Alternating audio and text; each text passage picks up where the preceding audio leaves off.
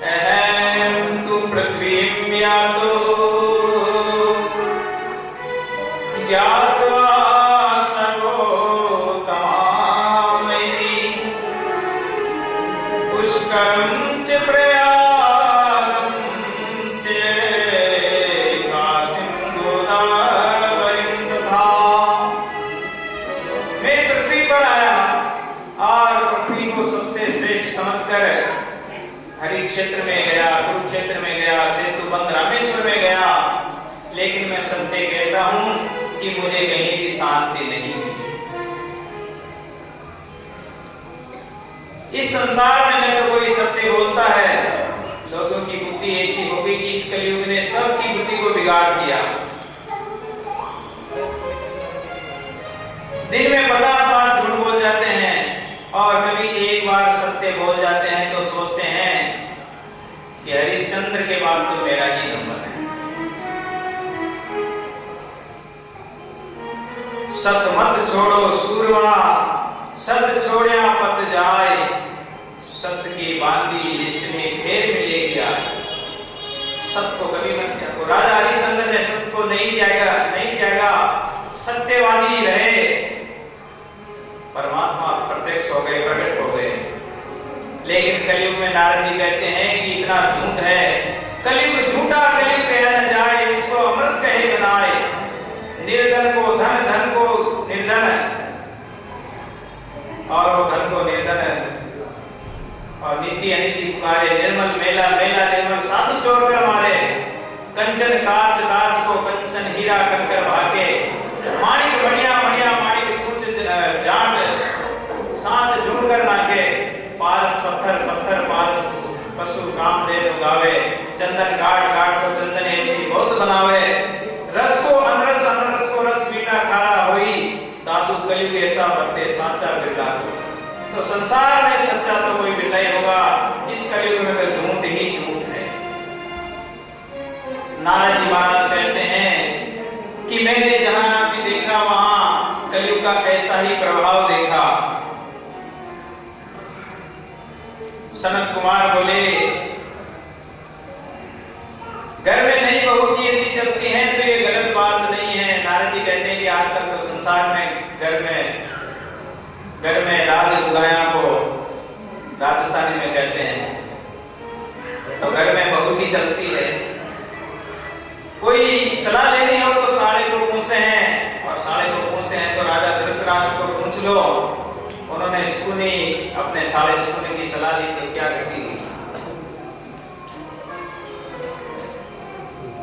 वृंदावन में ऐसा कहते हैं कि दीवार बिगाड़े आरो और घर बिगाड़े सारो। दीवार में अधिक अलमारी निकालोगे, खिड़कियां निकालोगे तो दीवार कमजोर होगी, और घर में साला की सलाह देंगे तो घर को बिगाड़ देंगे। कलिना धर्म मित्रेण ध्रेयं बालिका गुना। धर्म का मित्र जो कली है उसने सबकी बुद्धि को बिगाड़ दिया है। नारद जी कहते हैं कि मैं वृंदावन में गया तो वहां मैंने एक बड़ा आश्चर्य देखा, कौतुक देखा। वहां एक जवान युवती खड़ी है, उसके पास 2 पुरुष वृद्ध अवस्था में और बड़े हैं बेहोश की स्थिति में। होना तो ये चाहिए था कि स्त्री, उनकी माता तो बुढ़ी होनी चाहिए थी और उनके बच्चे जवान होने चाहिए, लेकिन बिल्कुल उल्टा विपरीत प्रभाव था। उस माता ने मुझे पुकारा, मैं उनके पास गया। उनके पास जाने के बाद मैंने उनकी उदासी का कारण पूछा और कहा कि माता ये क्या बात है, तुम तो तरुणी हो और तुम्हारे दोनों पुत्र वृद्ध हैं। नारद जी को माता ने कहा कि मैं भक्ति देवी हूं और ये मेरे ज्ञान वैराग्य पुत्र है, लेकिन कलयुग का प्रभाव से ज्ञान वैराग्य तो चला ही गया, ये वृद्ध हो गए हैं।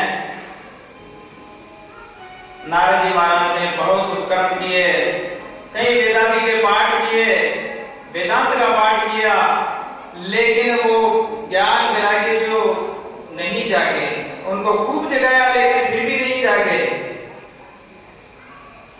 देखो नारद ज्ञान वैराग्य के बुढ़ापे को दूर करने का और भक्ति देवी के कष्ट की निवृत्ति करने का सर्वोत्तम साधन यदि कोई है, सनत कुमार कह रहे हैं कि यदि कोई साधन है तो वह श्रीमद् भागवत ज्ञान यज्ञ है। श्रीमद् भागवत ज्ञान यज्ञ। नारद जी बोले लेकिन मैंने तो वेद पाठ किया है, वेदांत का पाठ किया है, सब सुनाया, फिर भी नहीं जगे। सनत कुमार बोले कि वेद वृक्ष है और भागवत उसका फल है। वेद रूपी कल्प और वृक्ष का अमृतमय फल ही तो श्रीमद् भागवत है। यद्यपि फल वृक्ष के ही लगते हैं लेकिन फल मीठा होता है। ऐसे ही श्रीमद् भागवत महापुराण सभी शास्त्रों का सार है और सार रूपी जो फल है वो मीठा है। नारद जी ने पूछा कि हम कथा कहाँ करें? सनत कुमारों ने उन्होंने बता दिया और कहा कि गंगा के किनारे आनंद तट है, वहीं कथा हरिद्वार में कथा होगी। व्यास मंच लगाया गया और सनत कुमार व्यास मंच पर बैठ गए, आसीन हो गए। नारद जी महाराज भी कथा सुनने लगे।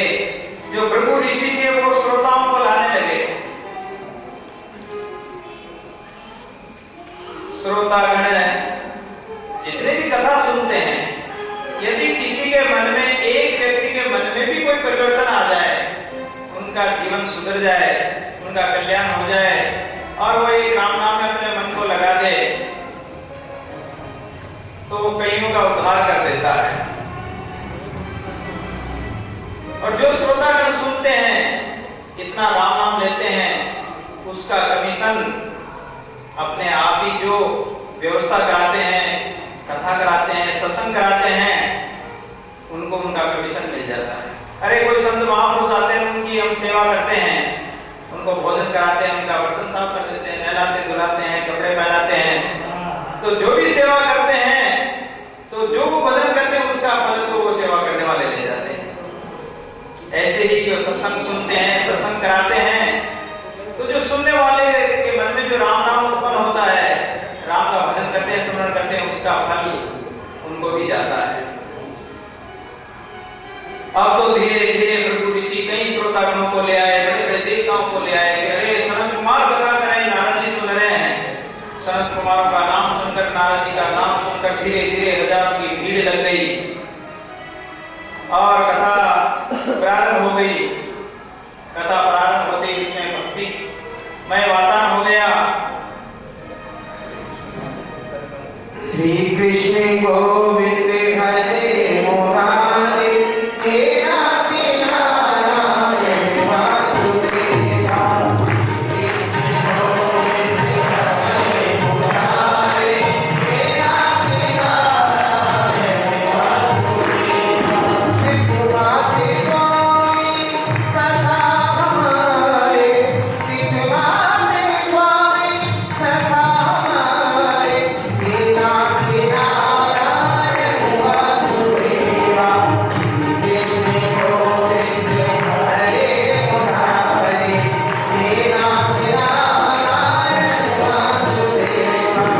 गोविंद मेरी प्रार्थना है, गोविंद मेरी प्रार्थना है, गुरु नबी नाम कभी तुम्हारा, काबू के तेरा नाम, तेरा तेरा नारायण वासुदेवा।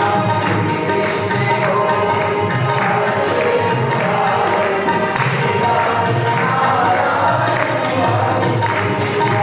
विठुराते स्वामी देहांती तारे, तुम सामने हो, देहांती तारे, तुम सामने हो। हमारी कहीं भावना है। सनत कुमार जी कथा सुना रहे हैं। भक्ति अपने पुत्रों के साथ आकर उस कीर्तन में शामिल हो गई। उनके पुत्र भी जागृत हो गए, वो भी जवान हो गए। अब नारद जी कहते हैं कि महाराज एक ज्ञानी महापुरुष को मुक्ति होना सहज है, लेकिन इस श्रीमद् भागवत महापुराण के श्रवण से कोई पापी का भी उद्धार हो सकता है क्या? बड़े बड़े पापी जिन्होंने बड़ा बड़ा दुराचार किया। भगवान श्री कृष्ण गीता में कहते हैं कि दुराचारो भजते मामन्य भाग साधुरेव मंतव्य। दुराचारी से भी दुराचारी, पापी से भी पापी यदि मेरी शरण हो जाता है, मेरा नाम ले लेता है, मेरी अनन्य शरणागति ग्रहण कर लेता है, अनन्य यानी अन्य नहीं, मेरे अलावा और कोई नहीं, मेरे में ही अपना चित्त जोड़ दे, तन मन मेरे में ही लगा दे, ऐसा भक्त महापुरुष, ऐसा चाहे उसने कितना भी पाप किया हो, तो एक मुहूर्त भर भी यदि किसी का मन परमात्मा में लग जाए, दादू निमस ने न्यारा कीजिए अंतरते उर्नाम, कोटि पतित पावन रहे केवल कहता रहा। एक मुहूर्त मन रहे नाम निर्जन वास, दादू तभी देखता सकल कर्म का नाश।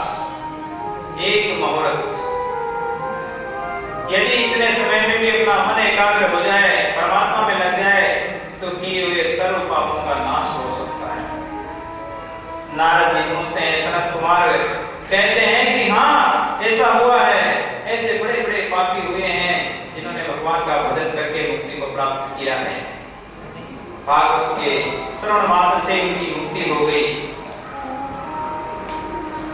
एक तुंगभद्रा नदी के किनारे बहुत सुंदर नगर जिसका नाम उत्तम नगर था, उसमें एक आत्मदेव नामक ब्राह्मण रहते थे।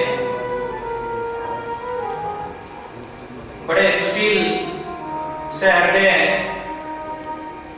और उनकी पत्नी थी धुंधली देवी। लेकिन धुंधली देवी का स्वभाव जैसा नाम तथा यथा नाम तथा गुण। ब्राह्मण तो बहुत सीधे सरल हृदय के थे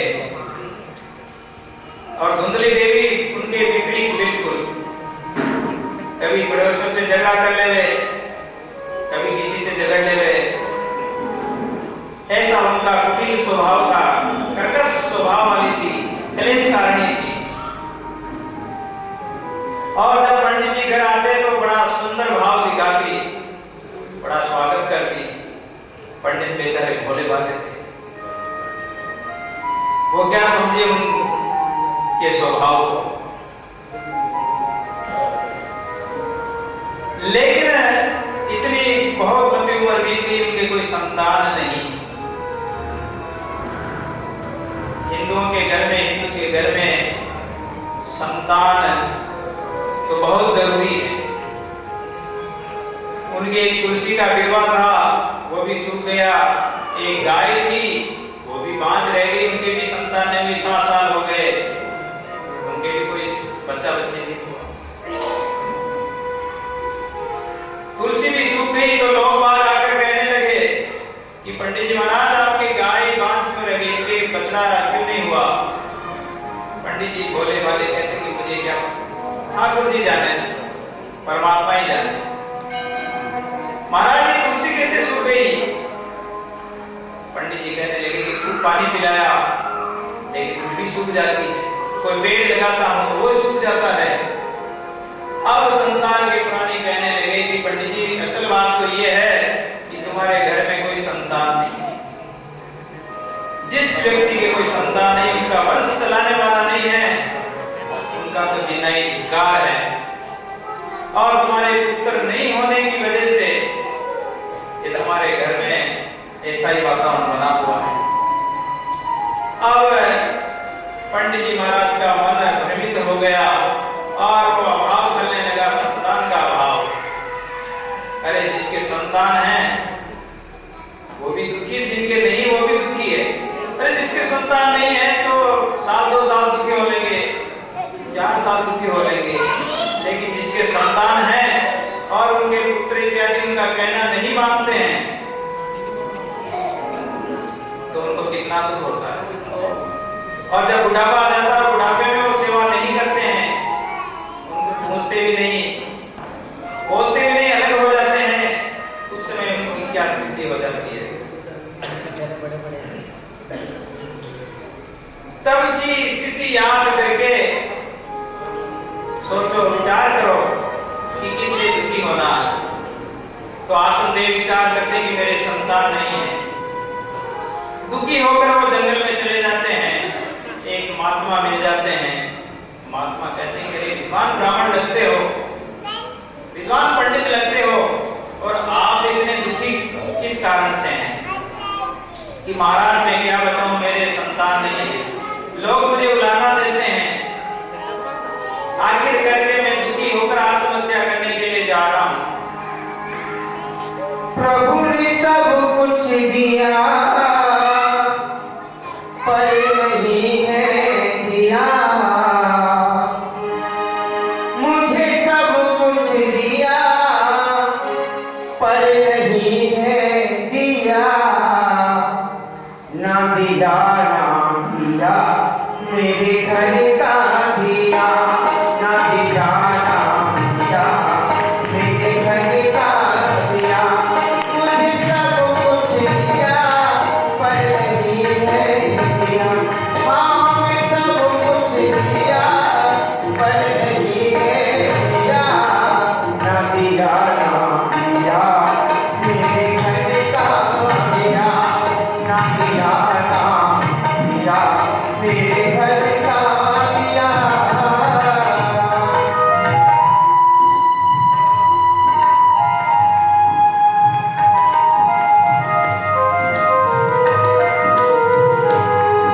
ये बंगला दिया, धन दौलत दिया, मुझे बंगला दिया, धन दौलत दिया, और सब कुछ दिया पर नहीं है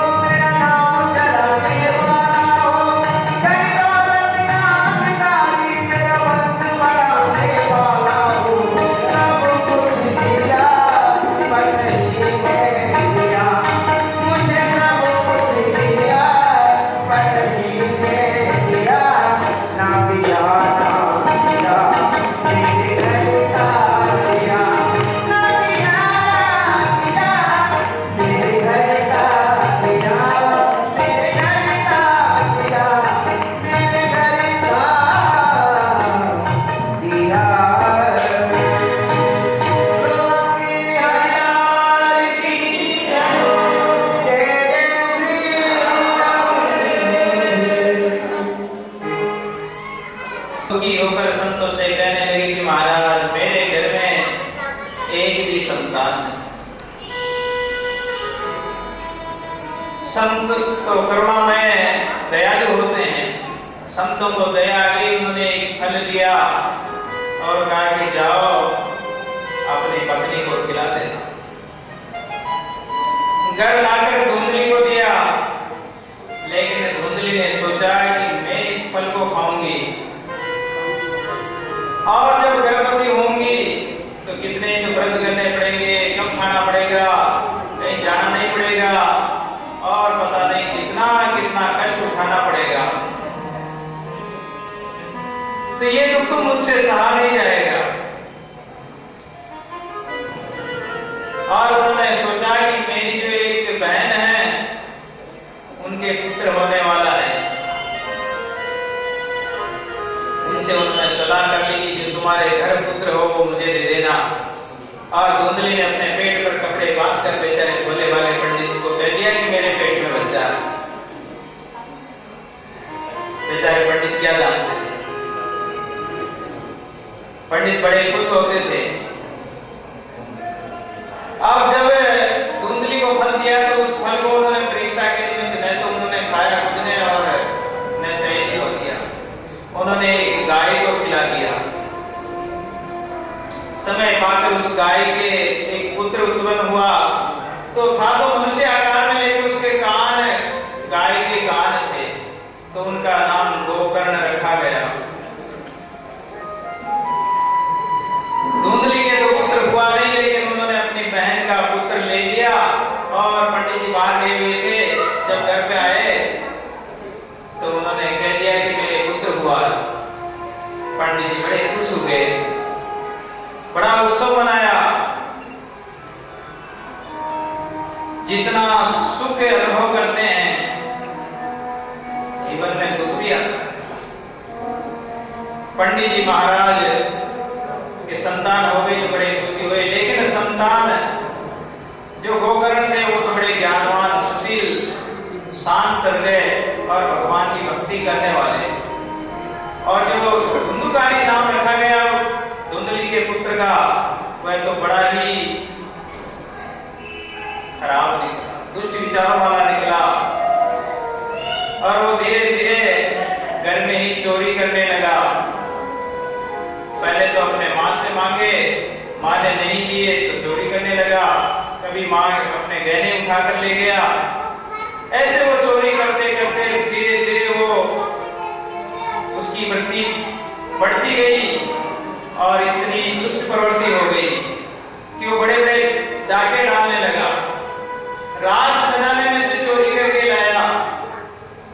तो जो 5 वेश्याएं पाल रखी थी, उन्होंने सोचा कि यदि राजा को पता लग गया और ये पकड़ा गया तो उसके साथ में अपने को भी गाड़ी में दिलवा देंगे, अपने को भी दुख उठाना पड़ेगा। धन तो अपन ने इसे बहुत ले लिया। एक रात्रि के समय धुंधुकारी सो रहा था। सोते हुए धुंधुकारी को उन वेश्याओं ने सोचा कि ये राजा की चोरी करके आया, अपने को भी राजा मार सकता है, अपने को भी पकड़ सकता है। तो धुंधुकारी के पिता तो वन में चले गए थे ऐसी दुष्टता देखकर। और जो धुंधली देवी थी उन्होंने कुएं में पड़कर आत्महत्या कर ली कि ये तो चोरी डाका डालने लग गया, वेश्याओं के पास जाता है। और धुंधुकारी को भी रात में वेश्याओं ने रस्सी से बांधकर काट के, और जब नहीं मरा उनका गला घोट के मारा तो नहीं मरा तो उसके मुंह में जलते हुए अग्नि के अंगारे देकर और धुंधुकारी को मार दिया। अब धुंधुकारी प्रेत बन गया जब प्रेत बन गया, ये अधोगति होती है। बुरे कर्म करते हैं, करते रहो, जब तक तुम्हारा पुण्य का भार है तब तक तुमको माफ है। गुनाह करो हजार, कितने गुनाह करो, अपराध करो, सब माफ हो जाएंगे। लेकिन जब पाप का पलड़ा आएगा तो अपने आप ही भोगना पड़ेगा। और आखिर धुंधकारी प्रेत बन गया। प्रेत बनने के बाद में अभी एक दिन तो ठहर नहीं सकता है, हवा की तरह उड़ता है। कभी क्या रूप बना ले, कभी क्या बना ले। अब गोकर्ण जी तो तीर्थ यात्रा में निकले हुए थे, वो कई वर्षों बाद आए। और वो जब रात्रि में आए, अर्धरात्रि थी, उन्होंने सोचा कि यदि हम दिन को चलेंगे तो लोग स्वागत करेंगे। संत तो निर्वाण होते हैं, मोह से रहित होते हैं, मान सम्मान से परे होते हैं, यश प्रतिष्ठा से दूर होते हैं। संतों की तो ऐसी भक्ति होती है। धूली जैसो धन जागे, सूली सो संसार सुखे।